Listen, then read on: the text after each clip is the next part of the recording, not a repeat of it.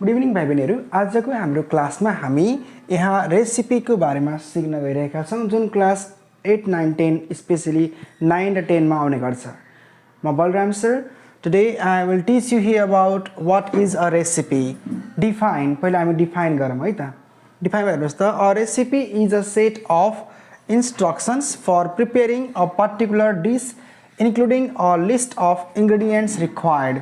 तपाईलाई भोलिको इक्जाममा तपाईलाई momo, rice pudding, rice puris, sometime like halwa, anything can be asked to in examination time.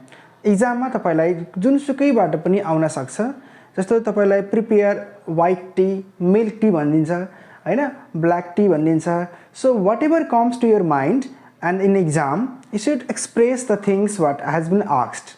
तपाईलाई कहिलेकाहीँ write some useful instructions how to prepare milk tea or coffee भनिदिन्छन्। तपाईले केही कुराहरु त सिक्नुपर्ने हुन्छ र केही कुरा त क्लुजमा नै आइदिन्छ। क्लुज दिएको छ भने, यदि क्लुज दिएको छैन भने पनि आत्तिन पर्दैन है। यो 5 मार्क्स को आउने हो एक्जाममा। तपाईलाई यो आयो भने चाहिँ तपाई यसमा के गर्नुहुन्छ भन्ने भाइ बहिनीहरु, पहिला यसको युजफुल इन्स्ट्रक्सन र टिप्सहरु हेरौँ है त। कुनै पनि सब्जेक्टमा तपाईलाई अगाडि बढ्नु छ भने केही टिप्सहरु तपाईलाई आवश्यक पर्ने हुन्छ। आजको यस भिडियोमा म तपाईलाई टिप्सहरुको साथसाथमा एउटा स्याम्पल पनि आन्सर गरिदिने छु। तपाईलाई सिकाउने छु कसरी हामीले आन्सर गर्छौं भनेर है त। ल, some useful tips for students. First of all, take detailed notes on measurements. Measurements भनेको कतिको चाहियो, 1 स्पुन, 2 स्पुन, 1 cup, 2 cup हैन।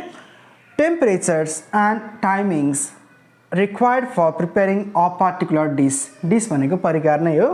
Then prepare a table of ingredients भनेको चाहिँ के चाहिन्छ त्यो सामग्रीहरू भनेको हो।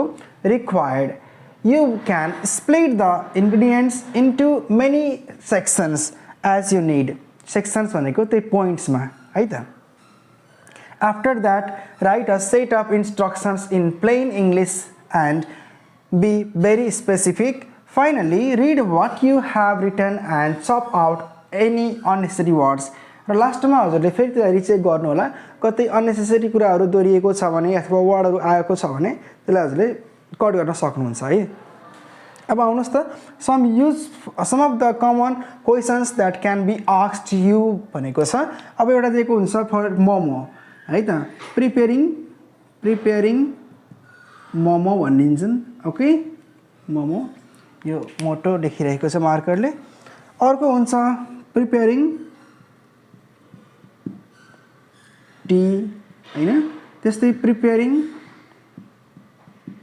नुडल्स, कति सिम्पल हैन। अब त्यस्तै हजुरलाई कहीँ आइदिन्छ प्रिपेयरिङ हलवा, हैन। त्यस्तै आइदिन्छ preparing how to make or how to prepare, बुझ्नु होला एउटै कुरा हो। प्रिपेयरिङ राइस पुडिङ हैन। यो सबै इक्जाममा हजुरलाई आइएको क्वेशनहरु नै हो, सोधिएको क्वेशनहरु नै हुन्। तर भाइ बहिनीहरु, म आजको क्लासमा तपाईलाई हाउ टु प्रिपेयर राइस पुडिङ भनेर देखाउँछु। सामान्यतया इन्ग्रेडियन्ट्स जुन आएको छ नि, इन्ग्रेडियन्ट्सलाई हामीले टेबलमा देखाइयो भने अझ राम्रो हुन्छ है। अब आउनुस्, म तपाईलाई ढिलो नगरिकन स्याम्पल देखाउन खोजिरहेको छु। एक्जाममा कसरी आउँछ क्वेशन त्यो पनि हामीले लुक गरौँ है त। Let's watch the sample answer in this video.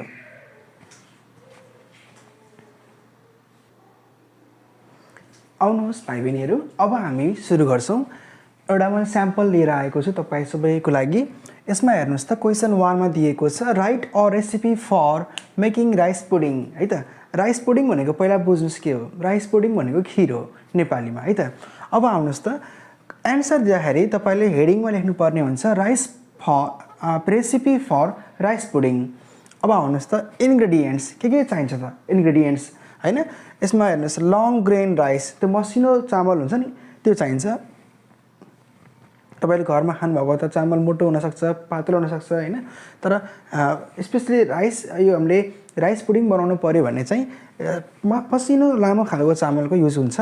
Milk, sugar, spices भनेको तपाईले जुन अझ थप्नु चाहनुहुन्छ नि त्यो टेस्टको लागि चाहिँ कोकोनट हाल्न सक्नुहुन्छ। क्यास्यु नट्स भनेको काजु, रेजिन्स भनेको किसमिस हैन। ब्ल्याक पेपर्स भनेको मरिच, क्लव्स भनेको थाहा छ लवङ हुन्छ, कार्डेमन भनेको के होला कार्डेमम यो तपाईको यसलाई हामीले सुकमेल भन्छौँ अथवा इलायची भन्छौँ। सिनामल भनेको के होला सिनामल भनेको चाहिँ तपाईको दालचिनी हुन्छ है त। यसले बुझ्नुलाई कहिलेकाहीँ अप्ठ्यारो भइदिन सक्छ वर्डहरू पनि। प्रोसिड्युरमा आउनुहोस् त के हुन्छ त्यसमा। सुरुमा हुन्छ boil milk with sugar in a cooking pan. एउटा भाँडोमा तपाईले दुध राखेर त्यसलाई उमाल्नुपर्छ चिनी राखेसँगै। Mix long grain rice with ghee in a bowl. Bowl भनेको भाँडो है त कचौरा जस्तो हुन्छ। पावर भने खसाल्नु। The rice in a hot boiled water milk and stir चलाउनु। It continuously with a spoon भनेको छ। Boil and cook the mixture in a low heat for few more minutes until the rice get cooked. त्यो चामल नपाकेसम्म चाहिँ त्यसलाई चलाइराख्नु भनेको छ अनि त्यसलाई तताउनु भनेको छ। त्यसपछि के गर्ने भन्दा हेर्नुहोस् त एड स्पाइसेस जुन हामीले लेखेका छौँ नि add spices when rice pudding is almost ready. त्यसपछि अनि के गर्ने serve it hot or cold तपाईँको इच्छा अनुसार इन बाउल्स भनेको त्यो प्लेटमा कचौरामा अथवा प्लेट्समा टु योर फ्यामिली अथवा गेस्ट। तपाईँले त्यो बनाएपछि अलमोस्ट यसलाई धेरै टाइम लाग्दैन। तपाईँले बनाउन थाल्नुभयो भने अलमोस्ट 20 मिनटमा यो रेडी हुनसक्छ। तपाईँले यदि टाइमली सबै म्यानेज गर्नुभयो भने। यो त भयो तपाईँलाई यसरी लेख्यो भाइ बहिनीहरू म भन्न चाहेँ यसरी तपाईँ लेख्नुभयो भने 5 मा हजुरको 5 स्कोर आउन सक्छ। र नो डाउट तपाईँले यो चाहिँ माथि हेडिङ लेख्नुपर्ने हुन्छ। त्यसपछि यो बक्समा यो परिकार बनाउनलाई के चाहिन्छ मेटेरियल्सहरू त्यो हजुर लेख्न सक्नुहुन्छ। एन्ड देन हियर तपाईँले चाहिँ प्रोसिड्युर लेख्न सक्नुहुन्छ। म दुईटा क्वेसन तपाईँलाई छोडिराखेको छु यहाँ तपाईँले यो गर्नुपर्ने हुन्छ है त। भाइ बहिनीहरू दुईटा क्वेसनमा म तपाईँहरूलाई राखिदिएको छु। Write a recipe for making an omelette हैन। अर्को चाहिँ write a recipe of making momo. यो तपाईँहरूले गर्नुहोला। र तपाईँ यो भिडियो कहाँबाट हेर्दै हुनुहुन्छ तपाईँ कति क्लासमा पढ्दै हुनुहुन्छ तपाईँहरूलाई कस्तो ग्रामर चाहिएको छ कस्तो फ्री राइटिङ अथवा गाइडेड राइटिङ चाहिएको छ मलाई कमेन्ट गर्नुहोला। तपाईँ नयाँ हुनुहुन्छ भने तपाईँले सब्सक्राइब गर्न नबिर्स्नुहोला।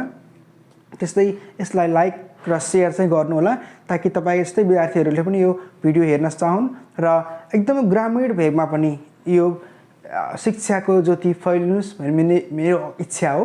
तपाईँलाई यो सबै पुरा गर्नुहोस् र तपाईँको पनि स्कोर इङ्ग्लिसमा राम्रो आओस्। इङ्ग्लिस हामीले नेपालीमा भन्दा पनि इङ्ग्लिसमै बनाउने सोच मैले गरेको थिएँ बट सबैजनालाई बुझ्नको लागि चाहिँ अलिकति अप्ठ्यारो हुँदो भयो।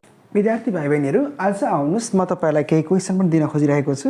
यसमा फर्स्टमा म तपाईँलाई होमवर्क दिइरहेको छु तपाईँले गर्नुहोला। Write a recipe for making an omelette. त्यस्तै write a recipe of making momo. विद्यार्थी भाइ बहिनीहरू सबै क्वेसनहरू इक्जाममा आएका क्वेसनहरू नै हुन्। तपाईँले यस भिडियोलाई कहाँबाट हेर्दै हुनुहुन्छ र तपाईँलाई यो भिडियो कस्तो लागिरहेको छ तपाईँ कति कक्षामा पढ्नुहुन्छ र तपाईँलाई अरू कुन ग्रामरको कुन टपिकमा तपाईँलाई भिडियोहरू चाहिन्छ तपाईँलाई कुन फ्री राइटिङ कुन गाइडेड राइटिङमा समस्या छ मलाई कमेन्ट गर्नुहोला। म तपाईँलाई त्यस्तै भिडियोहरू बनाउने छु। मसँग मेरो फेसबुक पेज पनि छ स्टडी विथ बिआर सर। तपाईँले त्यसमा फलो गर्न सक्नुहुन्छ। तपाईँ नयाँ हुनुहुन्छ भने मेरो युट्युब च्यानलमा तपाईँ सब्सक्राइब गर्न सक्नुहुन्छ र यसलाई सेयर गर्नुहोस् ताकि ग्रामीण भेगमा रहेका विद्यार्थी भाइ बहिनीहरू पनि पढ्न सकुन् र आजको यस ग्लोबल वर्ल्डमा आफूलाई एउटा लिडिङ पावरको रूपमा विकसित गर्न सकुन्। इङ्ग्लिस भनेको एकदम इम्पोर्टेन्ट ल्याङ्ग्वेज हुन्छ भाइ बहिनीहरू। इङ्ग्लिस भनेको यस्तो ल्याङ्ग्वेज हो जुन तपाईँ नेपालमा बस्दा मात्र होइन कि भोलि विदेशमा जानुहुन्छ या नेपालमै बसेर पनि तपाईँ जुनसुकै काम गर्नुहुन्छ आजभोलि डिजिटलाइज मार्केटिङको पनि कामहरू बढिरहेको छ। यो टेक्नोलोजीले गर्दा सबैलाई एकदमै एक्टिभ बनाएको छ ऊर्जावान बनाएको छ। अब सबै प्रडक्टहरू पनि इङ्ग्लिसमै आइरहेका हुन्छन्। तपाईँको मोबाइलको चिपदेखि लिएर कम्प्युटर गेमहरू everything comes to the English language. So आफ्नो इङ्ग्लिस स्पोकनलाई एकदमै राम्रो गर्नु भन्ने मेरो इच्छा हो। तपाईँलाई तपाईँको साथको म अपेक्षा गरिरहेको छु। Thanks for watching my channel and this video. Share it and do like and subscribe. Thanks for watching once again.